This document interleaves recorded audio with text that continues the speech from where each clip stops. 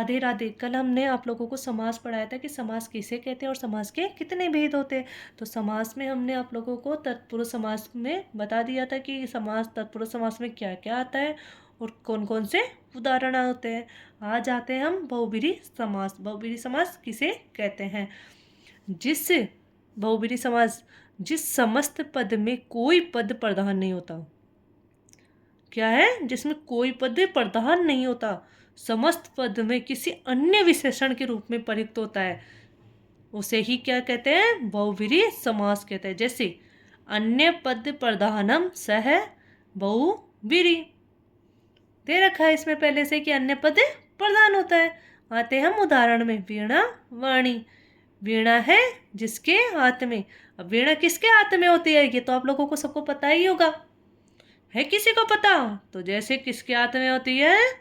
सरस्वती के हाथों में। अब त्रिलोचन, ये तो हर कोई जानता हो कि तीन है लोचन किसके होते हैं, तीन आंख किसकी होती है? शिव की। चतुर्भुज, चार भुजाएं किसकी है? किसकी है? विष्णु जी की। अब पतझड़, अब ये लोग तो सब जानते ही होंगे कि अब पतझड़ कौन सा ऋतु होता है। अब तो आने ही वाला होगा, सब लोग जानते होंगे कि पतझड़ किसे कहते हैं, जिसमें पत्ते झड़ते हैं। वो ऋतु कौन सा होता है? जैसे कि झड़ते हैं पत्ते, जिसमें वह ऋतु कौन सा है? बसंत। वर्कतुंड, अब ये लोग तो सभी जानते होंगे कि तुंड, वर्क जिसकी सबसे बड़ा तुंड हो, क्या होती है? अब ये जानते हैं तुंड किसे कहते हैं? सूंड को। किसे कहते हैं? सूंड को। तो किसकी है ये? गणेश जी भगवान की।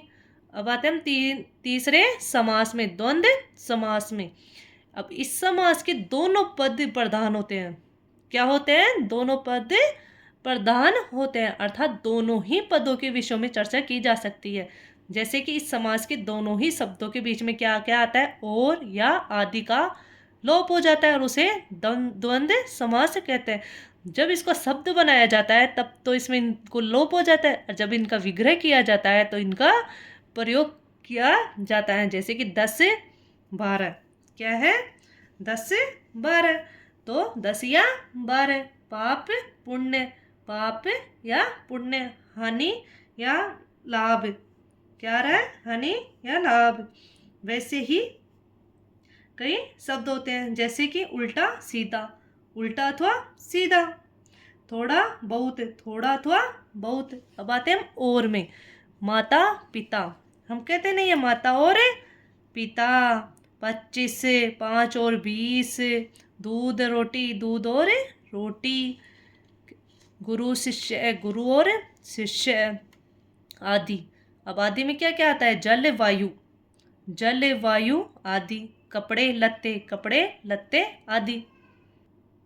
अब आते हैं हम चौथे समास में। चौथा समास कौन सा है? अव्यय, अव्यय ही भाव समास। अब इसमें तो आप लोगों को पता ही होगा, जिसमें अव्यय हो वही अव्यय भाव समास होता है। जैसे कि समास में पहला पद कौन सा होता है? अव्यय होता है, और दूसरा पद संज्ञा और कुछ भी हो सकता है। अब प्रथम पद के साथ मिल जाने पर समस्त पद क्या बन जाता है? अव्यय बन जाता है।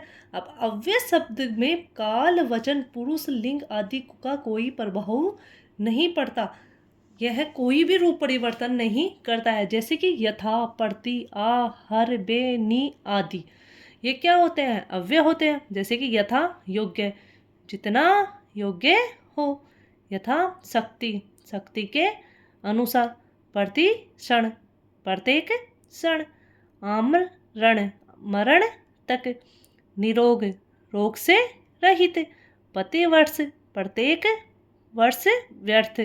दिनों दिन, दिन पर दिन। अब आते हैं हम कर्मधारय समास में। कर्मधारय समास क्या होता है? अब इसमें देखो कि इस समास में एक पद विशेषण और दूसरा पद कौन सा होता है? विशेष्य होता है। अब विशेषण तो आप सब लोग जानते ही होंगे, जिसमें उसकी गुण, काल, वाच्यकाल आदि की विशेषता बताता हो। जैसे कि कर्मधारय समास होता है। अब तत्पुरुष समास का ही अंग होता है। इसमें समास के दो रूप होता है। अब प्रथम पद में देखो आप, जिसमें द्वितीय पद की विशेषता बता रहा है। जैसे कर्षण सरप, अब कर्षण क्या हो गया? विशेषण हो गया। अब है जो सरप, अब जो कर्षण कैसा, मतलब सरप कैसा है? काले कलर का, तो कर्षण है जो सर्प, किसकी विशेषता बता रहा है ये? सर्प की।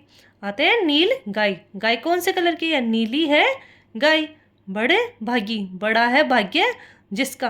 अब ये भाग्य की विशेषता बता रहा है। उसी प्रकार प्राण प्रिय, प्रिय है जो प्राणों की। दूसरे पद की कोई भी विशेषता बताता है वही कर्मधारय समास होता है। जैसे कि और शब्द ले लो, परमानंद, परम है आनंद।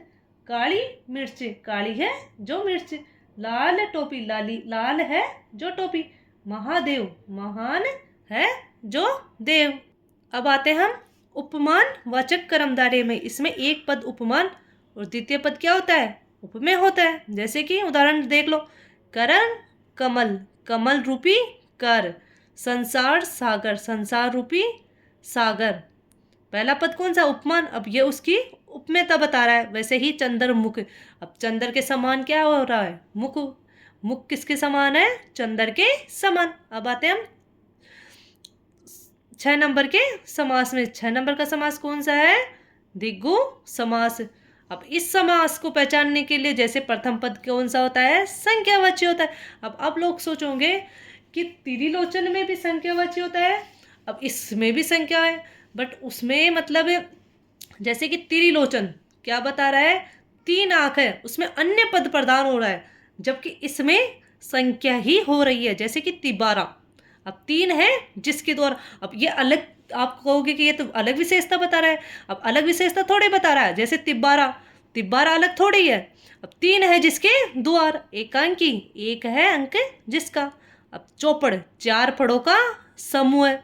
दुपहिया, 2 पहियों वाला। पंचतंत्र, 5 तंत्रों का समूह है। राधे राधे। ये क्लास यहीं समाप्त होती है। आप लोगों को समझ में आ गया होगा कि समास कैसे होता है और समास से कैसे कैसे बनता है और समास को कैसे विग्रह किया जाता है। राधे राधे।